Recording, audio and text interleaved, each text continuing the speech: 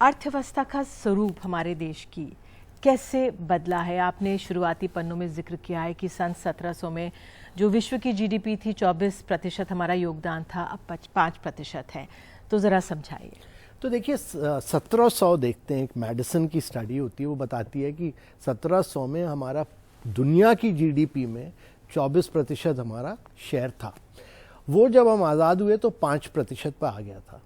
और उसके बाद जब ब्रिटिश राज खत्म हुआ तो हम लोगों ने अपना लाइसेंस राज शुरू कर दिया।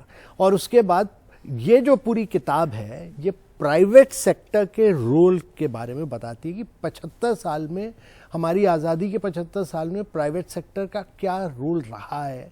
क्योंकि हमने बहुत साल इसमें लाइसेंस राज रखा।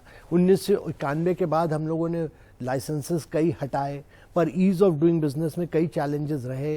फिर 2014 में हमने बहुत मेजर रिफॉर्म्स किए, उसमें ईज़ ऑफ डूइंग बिजनेस वगैरह किया, फॉरेन डायरेक्ट इन्वेस्टमेंट को खुला। फिर उसके बाद हम स्टार्टअप मूवमेंट लाए।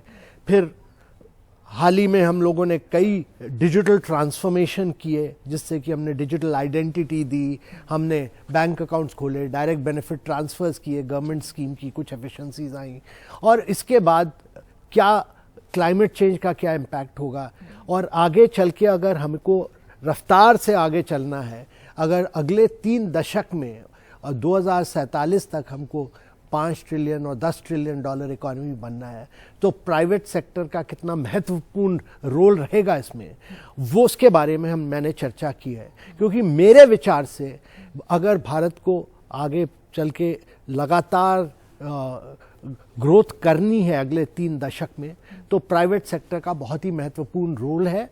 और भारत सरकार का और स्टेट गवर्नमेंट्स का रोल पॉलिसी फॉर्मुलेशन में है और सोशल सेक्टर्स में है कि हम learning outcome, health outcome, nutrition outcomes, उसको हम ज़्यादा इम्प्रूव करें, वहाँ फोकस करें।